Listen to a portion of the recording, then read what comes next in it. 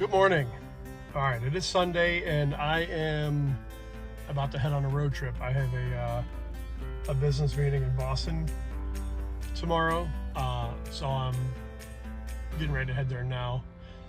One thing I'll show you is that I did not charge to 100% like I normally do for road trips, because sometimes you just have to get up and go, and you can't always plan it out ahead of time. So I wanted to show you what it's like traveling, I think it's like 320 miles in a Lightning, not leaving on a full charge.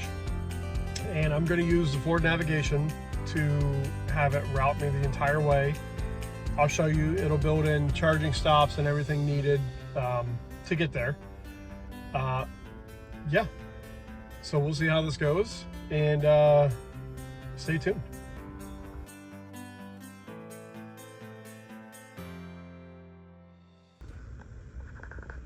All right, so looks like based on the navigation, it's 316 miles, 5.5 hours, and I'll get there.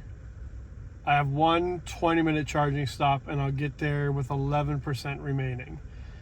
Now, I don't like that I'm going to get there with such a low charge, so I'm going to follow the charging stop. However, I know that to go 5.5 hours, my bladder can't go that far. So I'm going to stop probably a few times, but I am going to stop where there's charging stations so that I can run in and use the bathroom and grab a snack. So I definitely want to get there with more than 11% remaining. So this is what the Ford Nav will give you, okay? And it's solid, right? I've used it before. It's a solid navigation system. I do prefer a better route planner. That's just, to me, that's just a much better navigation app to use, because you could set what charging stations you prefer, like brand. Like I usually prefer Tesla or Electrify America or EVgo.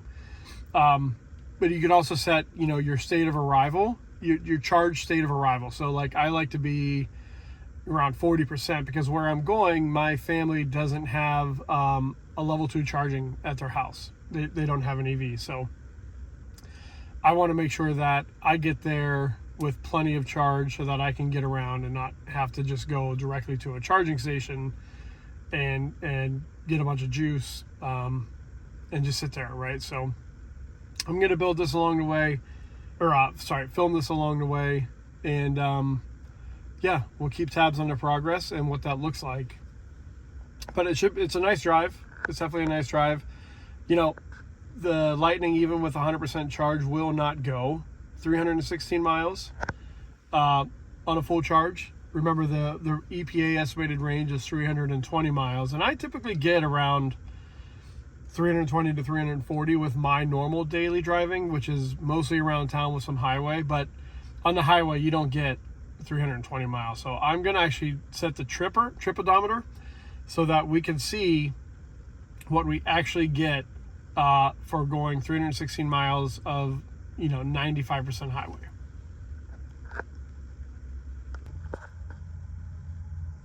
Okay, so here's what we're starting with. I reset the trip to 0. I have 90% state of charge, and right now it's an estimated 277 miles. Now, when I click go on the navigation, you should see that the mileage might change.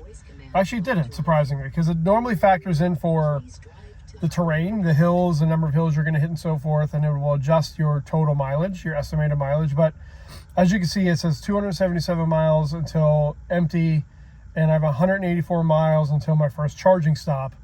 And again, I can't go that long without stopping to use the bathroom, so I'm definitely going to stop before 184 miles.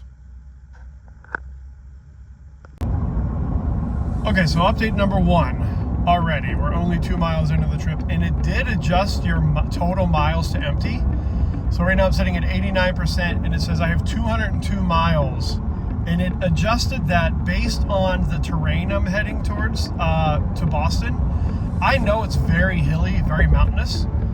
Okay, so I know that that does have an effect on range, right? So it went from 277 miles of estimated range to 201 miles of estimated range as soon as I started driving. So like I say, this is just the first update, but I wanted to show you that it does make that adjustment for you, knowing the hills and the distance that you're going, so that you know you're not going to get a full 277 miles. So that is nice that it adjusts that for you, but again, I'm not going to wait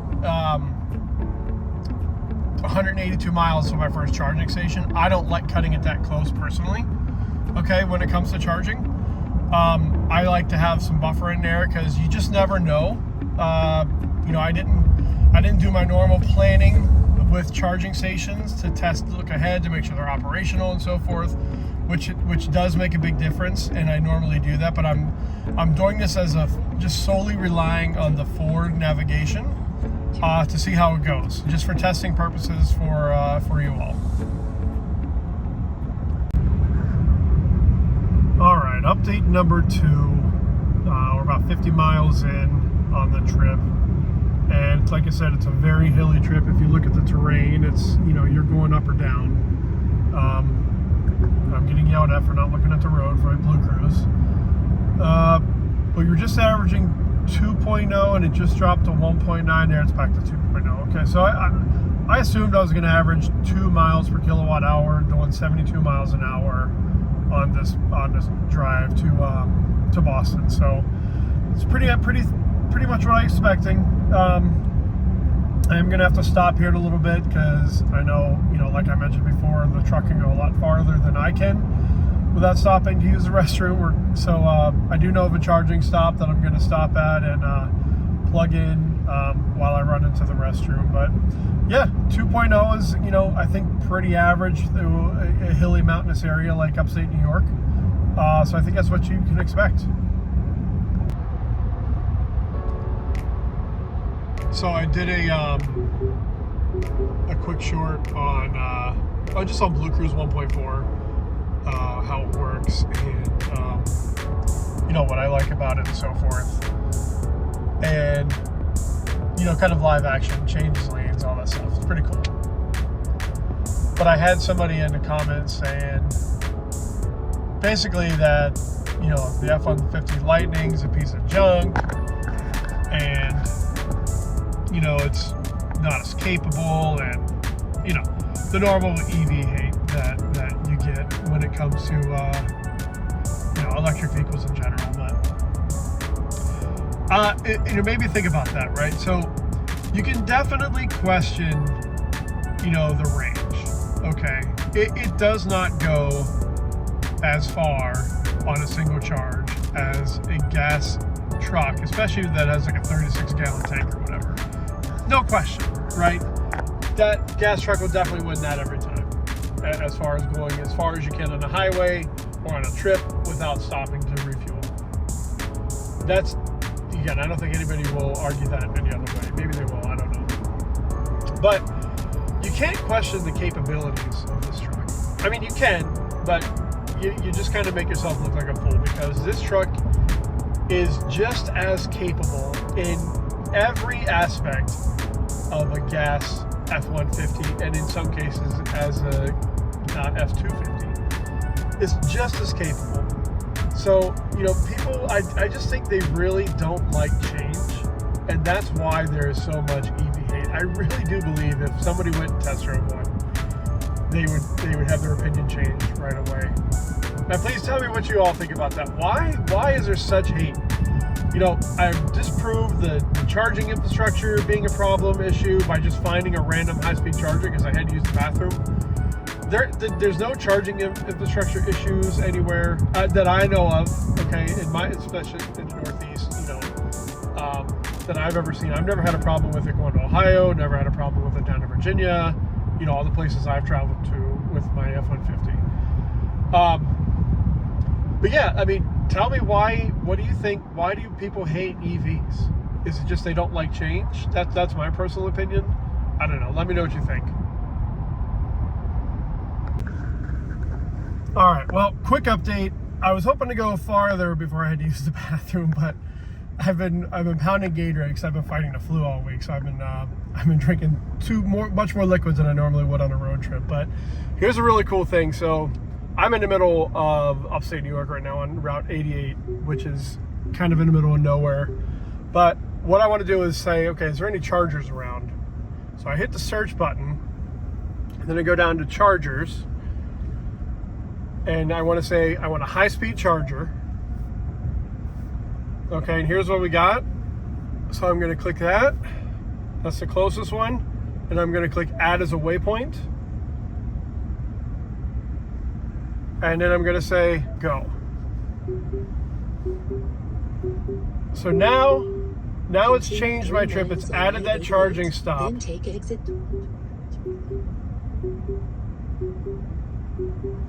And I'll be good to go to stop, use the bathroom, and do a little charging.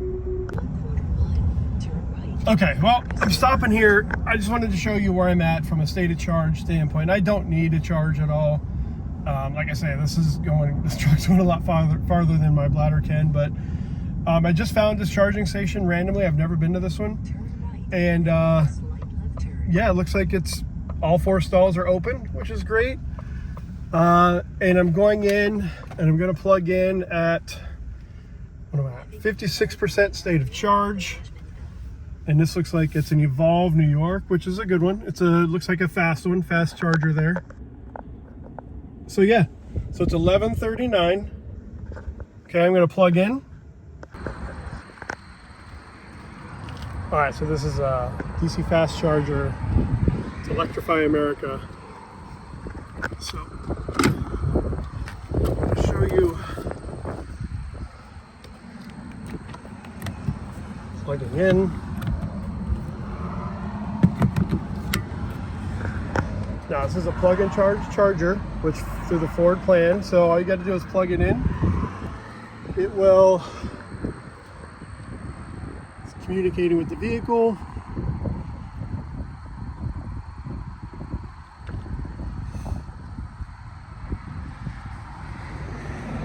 Payment authorized automatically. Didn't have to do anything.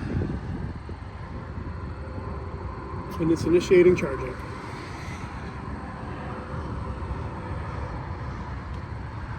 47 cents a kilowatt hour. That's definitely a lot more than you pay charging at home, but you know, it is what it is. So when you look here, you see that blue light flashing? That means charging is starting. And it is 11:41. All right, just got back to the truck. Here's where we're at. Looks like I've gotten 9% in 6 minutes. So it's charging at a pretty fast rate right now. It actually slowed down a little bit to 135 kilowatts. But that's fine. I'm not staying long. I just wanted to stop, get a quick bathroom break, grab a quick snack, and then get right back on the road. So it looks like, yeah, we got 10%. It cost me $4.70. Okay, so this was a great example, I feel like. You're road tripping with the family, you have everything planned in navigation, you know how much charge you have, when you need to stop and charge and so forth, and then boom, you just got to go to the bathroom, right? So that just happened to me. I didn't plan on stopping for at least another half hour or so before my first bathroom break, but you know, nature calls. So I showed you, I went to the navigation, searched for a high-speed charger, found one with a gas station, just added it to the navigation, and 7 minutes total, which I charged for 5 of those 7 minutes.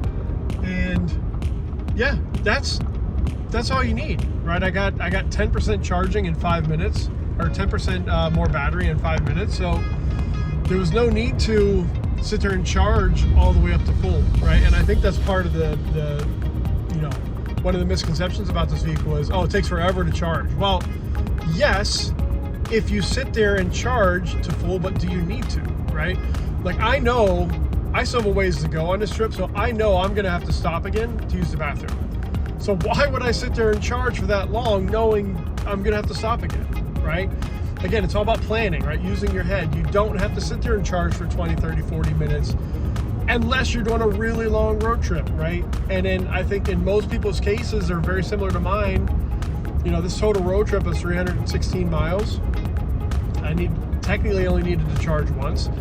I'm just going to stop and charge every time I have to stop and use the bathroom. Why not, right? I don't want to have to sit there for 20 minutes, 30 minutes, 40 minutes while this thing charges. So when you plan it out right and you just, you know, use your common sense, you don't have to do all that charging, right? So again, I think that was just a perfect example of, you know, especially when you have kids, nature calls, right? And you just have to go. It's just about finding a rest area or a convenience store or a gas station that has charging and a restroom. Simple as that. I hope that's helpful.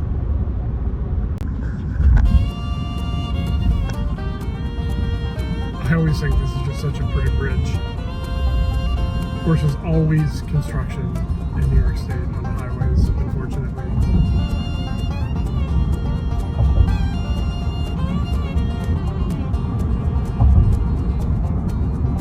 But it's just a cool, old school bridge as you cross the Hudson River. This is in Albany, just outside of Albany, New York.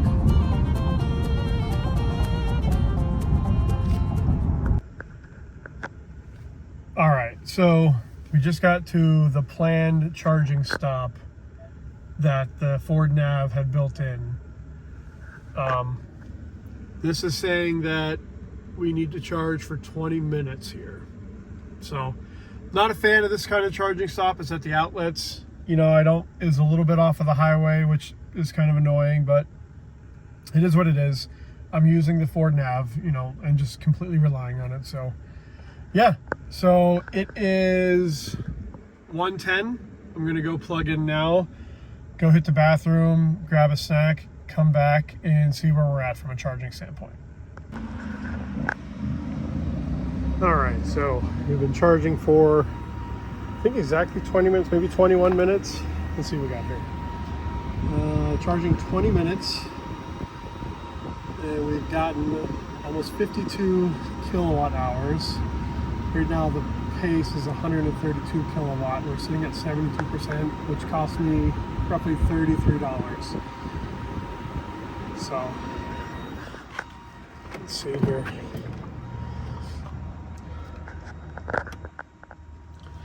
What do we got?